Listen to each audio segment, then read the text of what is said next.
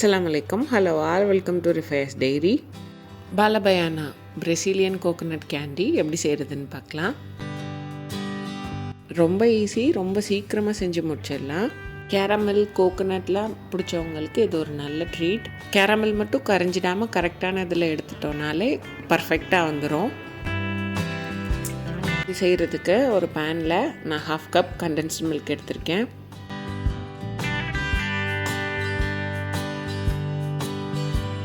இது கூடவே நான் 1 டேபிள் ஸ்பூன் கீ சேர்த்துருக்கேன். உங்ககிட்ட பட்டர் இருந்ததுன்னா நீங்கள் பட்டரும் சேர்த்துக்கலாம். கூடவே 1 கப் டெசிகேட்டட் கோகோனட். இதெல்லாம் ஒன்றா கலந்து வர மாதிரி நல்லா மிக்ஸ் பண்ணிக்கணும். டெசிகேட்டட் கோகோனட் உங்ககிட்ட இல்லைன்னா தேங்காய் எடுத்து அதோட தோல் எல்லாத்தையுமே நீக்கிட்டு, அதாவது தேங்காய்க்கு மேலே இருக்கும்ல அந்த ப்ரௌன் கலர் அந்த தோல் எல்லாத்தையும் எடுத்துட்டு இதை சின்ன சின்னதாக துருவிக்கவங்க. அப்படி இல்லைன்னா மிக்சர் ஜாரில் போட்டு 2 பல்ஸ் கொடுத்துட்டு ஒரு பேனில் வச்சு லோ ஃப்ளேமில் தேங்காயில் உள்ள மாய்ச்சர் மட்டும் போகிற அளவுக்கு வதக்கி எடுத்திங்கனாலே டெசிகேட்டட் கோகோனட் கிடச்சிரும். நம்ம வறுக்கிற தேங்காய் கலர் மாதிரி மட்டும் வந்துடக்கூடாது.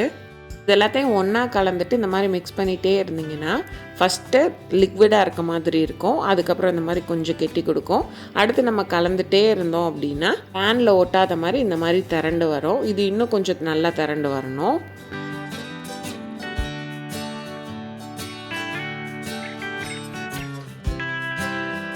இந்த மாதிரி நல்லா பேனில் ஒட்டாமல் திரண்டு வந்ததுக்கப்புறம் இதை ஒரு பிளேட்டில் கீழே நெய் இல்லைன்னா ஏதாவது பட்டர் ஷீட் ஏதாவது போட்டுட்டு இந்த மாதிரி ப்ளேஸ் பண்ணிவிட்டு இதை நல்லா ஆற விட்டுருங்க.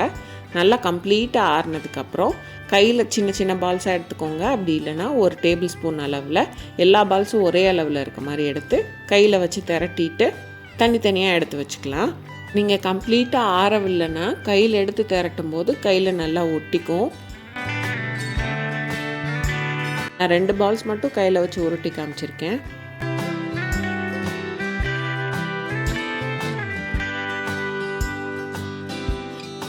இதே மாதிரி பேலன்ஸ் உள்ள கோகோனட்டையும் நான் சின்ன சின்ன பால்ஸாக உருட்டி எடுத்துக்கிட்டேன்.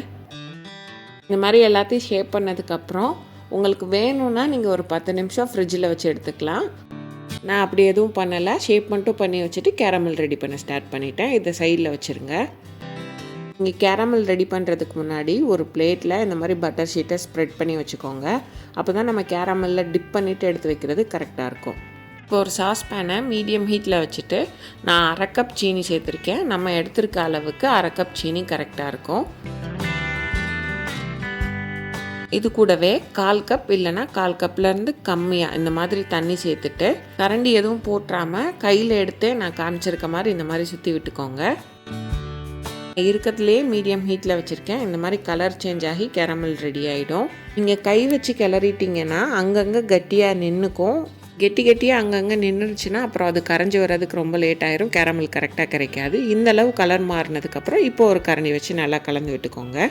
இந்த ஸ்டேஜில் ஒரு 1/2 லெமனோட ஜூஸ் மட்டும் சேர்த்துட்டு நல்லா கலந்து விட்டுக்கோங்க. இதுக்கு மேலே கலர் மாற விட்டுறாதீங்க. இருக்கிறதுலே லோ ஃப்ளேமில் வச்சுட்டு பாத்திரத்தை லைட்டாக அடுப்புக்கு மேலேருந்து தூக்கி பிடிச்சிட்டு ஷேப் பண்ணி வச்சுருக்க பாலை அந்த கேரமலுக்குள்ளே போட்டுட்டு கரண்டி வச்சு கேரமலில் அதுக்கு மேலே தெளித்து மட்டும் விடணும். அப்போ கரெக்டாக ஒட்டிட்டு வந்துடும். நான் இப்போ ஸ்பூன் வச்சு செஞ்சு காமிக்கிறேன். இந்த பாலுக்கு மேலே நம்ம செஞ்சு வச்சுருக்க கேரமலை மேலே தெளித்து மட்டும் விடணும். அவ்வளோதான். இப்போ அப்படியே எடுத்துடணும். ஒன்றொன்னா தான் போட்டு பண்ணணும். எல்லாத்தையும் ஒரே நேரத்தில் போட்டிங்கன்னா எல்லாமே அங்கங்கே ஒட்டிட்டு ஒரு மாதிரி கொலன்னு ஆகிடும்.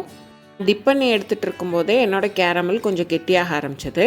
அந்த சாஸ் பேனை அப்படியே அடுப்பில் வச்சுட்டு இருக்கிறதுலையே லோ ஃப்ளேமில் வச்சு 8 to 10 செகண்ட்ஸ் மட்டும் சாஸ் பேனை அடுப்பில் வச்சுட்டு அதை அப்படியே மேலே தூக்கிட்டேன்.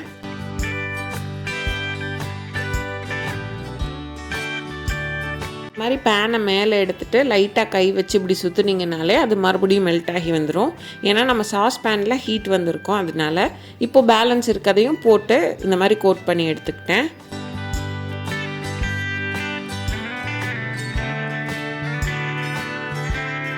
எல்லாத்தையும் கோட் பண்ணி எடுத்ததுக்கப்புறம் இதை கம்ப்ளீட்டாக ஆற விடணும். சூடாக இருக்கும் போதே கை வச்சிடாதீங்க, கை சுட்டுரும். இது நல்லா ஆறினதுக்கப்புறம் இந்த மாதிரி பிரித்து எடுத்து ஒரு பவுலில் சேர்த்து வச்சுக்கோங்க. நான் இதை கையில் எடுத்து காட்டும் போதே உங்களுக்கு நல்லாவே சவுண்டு கேட்கும். உங்கள் வீட்டில் கிட்ஸ் இருந்தாங்கன்னா நீங்கள் இதை இந்த மாதிரி செய்யும்போது கூட வச்சுக்கோங்க. இது அவங்களுக்கு ஒரு நல்ல என்டர்டெயின்மெண்ட்டாக இருக்கும். என்ஜாய் பண்ணி பார்ப்பாங்க. நான் தட்டி காமிச்சிருக்கேன். சவுண்டு நல்லாவே வரும். ரொம்ப டேஸ்ட்டாக இருக்கும். கண்டிப்பாக ட்ரை பண்ணி பாருங்கள். ட்ரை பண்ணிவிட்டு எப்படி இருந்ததுன்னு கமெண்ட்ஸில் சொல்லுங்கள். இந்த வீடியோ பிடிச்சிருந்தா ரிஃபைஸ் டெய்ரியை லைக் பண்ணுங்கள், சப்ஸ்கிரைப் பண்ணுங்கள், ஷேர் பண்ணுங்கள்.